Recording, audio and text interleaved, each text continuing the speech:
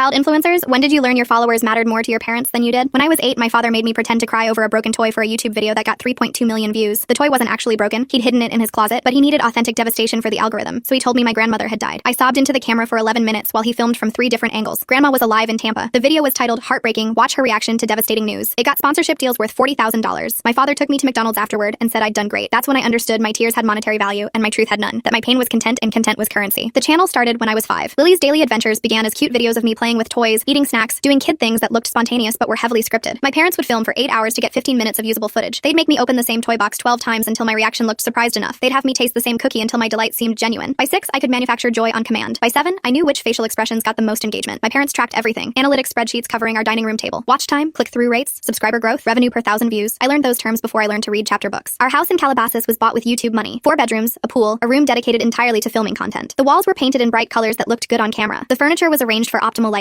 Every toy, every piece of clothing, every snack I ate was a potential sponsorship opportunity. My parents quit their jobs when the channel hit 500,000 subscribers. My mother had been a dental hygienist. My father had sold insurance. Now they were full-time content creators, which meant full-time managers of my childhood. They called it entrepreneurship. I called it work, and they corrected me. No, sweetie, this is fun. You love making videos. Don't you love making videos? I'd nod because disagreeing meant reshooting, and reshooting meant missing dinner. The money came from multiple streams. Ad revenue from YouTube was the base, roughly $8,000 per month when I was 7. Then came sponsorships, companies paying $10,000 to $50,000 for dedicated videos where I'd play with their toys, wear their clothes, eat their snacks. My parents would negotiate rates, sign contracts, promise specific deliverables, 5 mentions of the product name, close-up shots of the logo, enthusiastic endorsements in my own words, except the words were written by my father on cue cards I'd memorize. Affiliate links in video descriptions generated passive income. Merchandise came next, t-shirts and hoodies with my face and catchphrases I'd never actually said. Lily's Daily Adventures became a brand, and I was the mascot who couldn't quit. School became impossible by 3rd grade. My parents pulled me out to homeschool, which meant I'd do workbooks between filming sessions, math problems during equipment setup, reading assignments while they edited footage. Science lessons were often just videos of experiments we'd film for content. My education became secondary to the algorithm. When I struggled with multiplication, my father said we didn't have time for tutors. When I wanted to join Girl Scouts, my mother said it would interfere with our upload schedule. We posted 3 videos per week, minimum. That meant filming 6 days a week to build a content buffer. Sundays were for planning next week's videos, storyboarding, shopping for props. I had no friends my age. I had 2.3 million subscribers. The comments section was my social life. Strangers would tell me I was adorable, funny, inspiring. They'd say they wished I was their daughter. Some comments were creepy, men saying inappropriate things about an 8-year-old. My parents would delete the worst ones but leave the borderline ones because engagement was engagement. I'd read comments on my father's laptop when he left it open, seeing grown adults discussing my appearance, my voice, my mannerisms. Some people created compilation videos of me, clips edited together with music. My parents loved this, calling it free promotion. I felt like I was being dissected by people who'd never met me but felt entitled to opinions about my existence. The breakdown happened during a sponsored video for a toy company when I was 9. They'd paid $25,000 for a dedicated video featuring their new dollhouse. I'd been filming for 3 hours playing with the dollhouse, expressing delight I didn't feel. My father kept saying I wasn't enthusiastic enough, that I needed to sell it better. I snapped. Told him I hated the dollhouse, hated filming, hated everything. He kept the cameras rolling, captured my meltdown in 4K. I screamed that I wanted to be a normal kid. My mother tried to calm me down, not because she cared, but because we were losing filming time. My father uploaded an edited version titled Lily Has a Bad Day.